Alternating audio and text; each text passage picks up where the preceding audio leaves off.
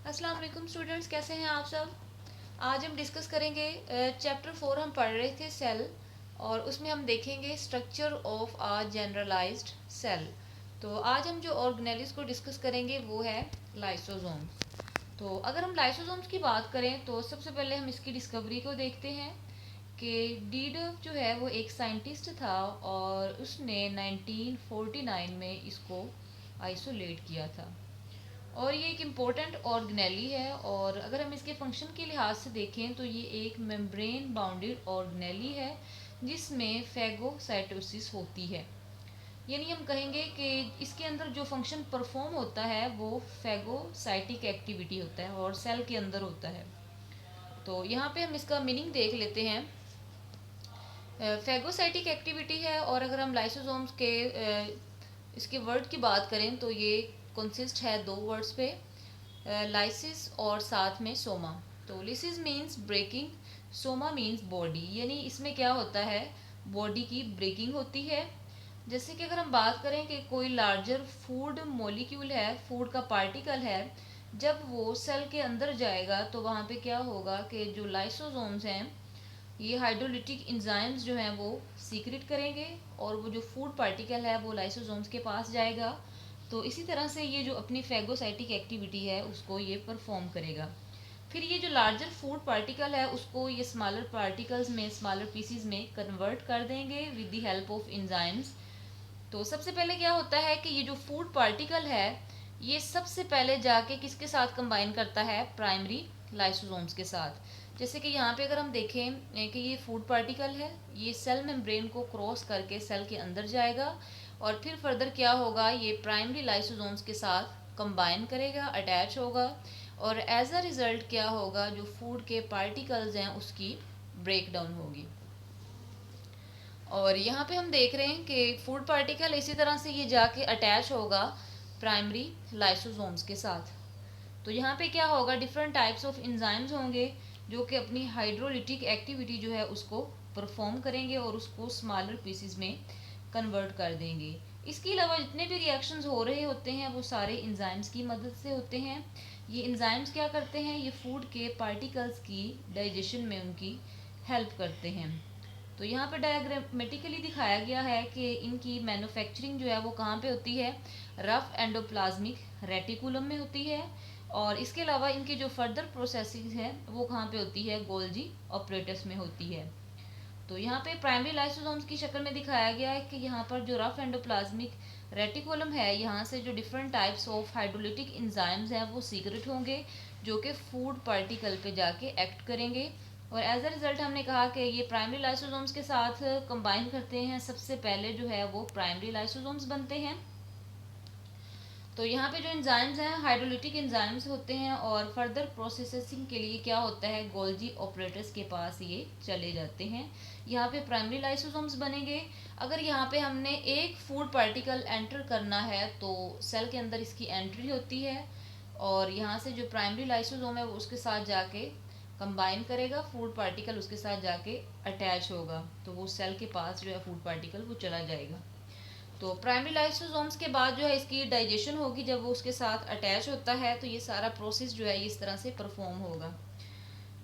इसके बाद जो है हमारे पास लाइसोसोम्स जो हैं, प्राइमरी लाइसोसोम जब एसोसिएट होंगे तो फर्दर जो है उनका कुछ इस तरह से जो स्ट्रक्चर है वो बन जाएगा। तो अब हम देखते हैं कि प्राइमरी लाइसोसोम्स के बाद जो हमारे पास स्ट्रक्चर बनेगा वो होगा सेकेंडरी लाइसोसोम्स का। तो सेकेंडरी लाइसोसोम्स जो है और प्राइमरी लाइसोसोम, इसमें फ़र्क पूछा जाता है तो हम कहेंगे कि फूड पार्टिकल जब सबसे पहले सेल में एंटर होता है तो वो अटैच होता है प्राइमरी लाइसोसोम्स के साथ, और जिसके पास हाइड्रोलिटिक इंजाइम्स प्रेजेंट होते हैं। तो फिर क्या होता है, जो सेकेंडरी लाइसोसोम्स हैं उनकी फॉर्मेशन होती है, और फिर इनका कुछ इस तरह से स्ट्रक्चर बन जाएगा। फिर फर्दर क्या होता है, जब ये स्ट्रक्चर बन जाएगा तो यहाँ पे जो सेकेंडरी लाइसोसोम्स हैं वो बनेंगे। तो फिर फूड पार्टिकल जो है उसकी डाइजेशन होगी with the help of enzymes, जो कि इंजाइम्स क्या करते हैं, फूड के पार्टिकल्स को जो सिंपलर कॉम्प्लेक्स सब्सटेंसेस हैं उनको सिंपलर सब्सटेंसेस में, मज़ीद छोटे पीसीज में कन्वर्ट कर देंगे। और बाज़ औक़ात क्या होता है कि प्राइमरी लाइसोसोम्स जो हैं वो सेल के जो अपने हिस्से हैं उनको भी ब्रेक करते हैं उनको भी एनगल्फ कर लेते हैं, यानी सेल्स के वो पार्ट्स जिनकी सेल्स में ज़रूरत नहीं है उसको वो डाइजेस्ट कर लेते हैं, एनगल्फ कर लेते हैं। और एज अ रिज़ल्ट क्या होता है, जैसे कि ओल्डर पार्ट्स हमारे पास माइटोकॉन्ड्रिया वगैरह हैं, ये सेल के अंदर फर्दर इनको सेल को ज़रूरत नहीं होगी, वो इनको एनगल्फ करेंगे, उनकी ब्रेकिंग करेंगे और एज अ रिज़ल्ट जो है वो एनर्जी को गेन करेंगे। तो इसी तरह से सेल को जो एनर्जी है वो गेन होगी। तो इनकी फिर क्या होगा, जो ओल्डर पार्ट्स हैं इनकी डाइजेशन होगी। तो क्या होता है, जब प्राइमरी लाइसोसोम्स अपने ही सेल के जो पार्टिकल्स हैं, पार्ट्स हैं, उनको खुद ही खाना शुरू कर दें, डाइजेस्ट करना शुरू कर दें, तो उस प्रोसेस को हम नाम देते हैं ऑटोफेगोसोम्स का। तो इसी तरह से अगर हम बात करें सेकेंडरी लाइसोसोम्स की, तो हम कहते हैं कि ऑटोफेगोसोम्स और जो डाइजेस्टिव वैक्यूल्स हैं ये क्या करते हैं, सेकेंडरी लाइसोसोम्स बनाते हैं और ये दोनों आपस में फ्यूज़ हो जाते हैं। और जब भी कोई फूड पार्टिकल एंटर होगा तो वो वेजिकल्स की फॉर्म में आएगा जो कि बॉडी के दूसरे पार्ट्स तक जाएगा। तो यहाँ पे फूड का जो वैक्यूल है वो बनेगा और यहाँ पे जो डाइजेस्टिव वैक्यूल है वो बनेंगे। और फर्दर फिर क्या होगा, सेकेंडरी लाइसोसोम्स जो हैं वो भी बनेंगे। तो हम कहते हैं कि जो लाइसोसोम्स हैं उनमें बहुत ज़्यादा इंजाइम्स जो हैं वो प्रेजेंट होते हैं, लाइक जैसे कि हाइड्रोलिटिक इंजाइम्स होते हैं और कुछ जो हैं वो एसिड फास्फाटेजेस इंजाइम्स जो हैं वो भी प्रेजेंट होते हैं, जो कि कॉम्प्लेक्स सब्सटेंसेस को सिंपलर सब्सटेंसेस में कन्वर्ट करते हैं। तो जब लार्जर सब्सटेंसेस की ब्रेक डाउन होती है तो वो कन्वर्ट होते हैं सिंपलर सब्सटेंसेस में और एज अ रिजल्ट जो है वो सेल को एनर्जी मिलती है एटीपी की फॉर्म में। तो समटाइम्स कुछ ऐसी कंडीशंस होती हैं जब क्या होता है कि लाइसोसोम्स जो हैं वो अपना फंक्शन, स्पेसिफिक फंक्शन परफॉर्म नहीं कर रहे होते। तो यहाँ पे कुछ प्रोसेसेस होते हैं, लाइक जैसे कि ग्लाइकोजेनेसिस टाइप 2, उसको हम डिस्कस करेंगे। इसमें क्या होता है कि इसमें हम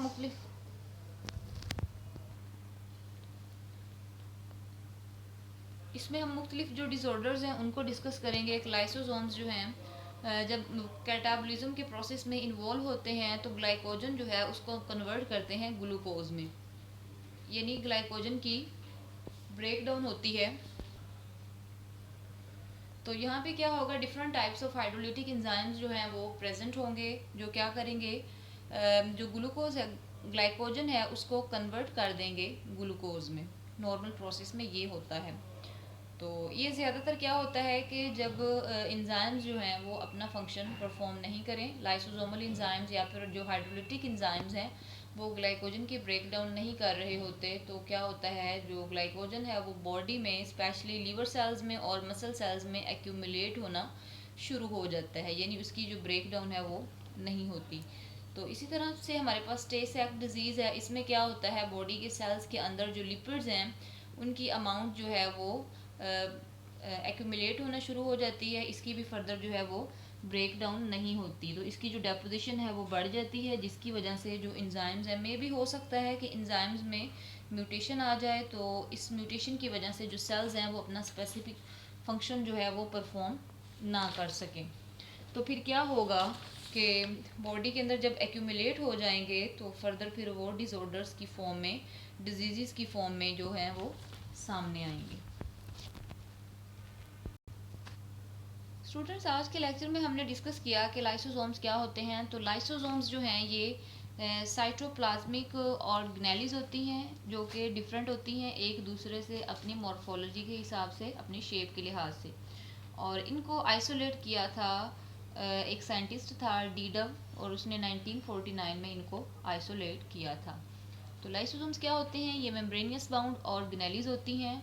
और इसके अलावा इनका जो वर्ड है वो कंसिस्ट है, लाइसो मींस लिसिस से निकला है और सोमा मींस बॉडी। इसमें ब्रेकिंग होती है बॉडी की। तो इसमें क्या होता है, जो फैगोसाइटिक एक्टिविटी जो है वो होती है, जो ज़्यादातर यूकैरियोटिक सेल्स में पाए जाते हैं। तो क्या होता है, जब कोई भी फॉरेन ऑब्जेक्ट बॉडी में एंटर होता है तो सेल जो है वो इमीडिएटली उसको एनगल्फ कर लेता है, यानी लाइसोसोम्स जो होते हैं।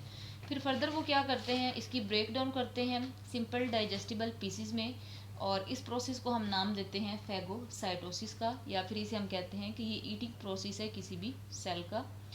और जो लाइसोसोम्स हैं ये अबंडेंट होते हैं एनिमल के सेल्स में, उन सेल्स में जिनके पास फैगोसिटिक एक्टिविटी जो है वो प्रेजेंट होती है। इसके अलावा ये बाउंडेड होते हैं सिंगल मेम्ब्रेन से, और ये सिंपल सैप्स होते हैं जिनके पास एंजाइम्स प्रेजेंट होते हैं, हाइड्रोलिटिक एंजाइम्स होते हैं, और साथ में एसिड फास्फाटेसिस एंजाइम्स जो हैं वो प्रेजेंट होते हैं। तो ये एंजाइम्स कहाँ पे सिंथेसाइज होते हैं, ये रफ एंडोप्लाज्मिक रेटिकुलम में सिंथेसाइज होते हैं और फर्दर फिर प्रोसेस्ड हो जाते हैं गोल्जी ऑपरेटस में। अब ये जो प्रोसेस्ड एंजाइम्स हैं ये फिर वहाँ से बडीड ऑफ होंगे गोल्जी वेजिकल्स की शक्ल में, जिनको हम नाम देंगे कि ये हैं प्राइमरी लाइसोसोम्स। तो ये लाइसोसोम्स जो हैं इनके पास एंजाइम्स होते हैं जो कि डाइजेस्ट करते हैं फेगोसाइटोस्ड फूड पार्टिकल्स को, और ये इन्वॉल्व होते हैं ऑटोफेगी में। ऑटोफेगी मीन्स सेल्फ ईटिंग, यानी ये अपने ही पार्ट्स को खाना शुरू कर देते हैं। अब इस प्रोसेस में क्या होता है, कुछ ओल्ड जो पार्ट्स हैं सेल्स के उसको भी ये डाइजेस्ट कर लेते हैं, जैसे कि माइटोकॉन्ड्रिया वगैरह। तो इस वे में क्या होता है, जो सेल का मटेरियल है वो रिसाइकल होता रहता है और सेल जो है वो रीन्यू होता रहता है।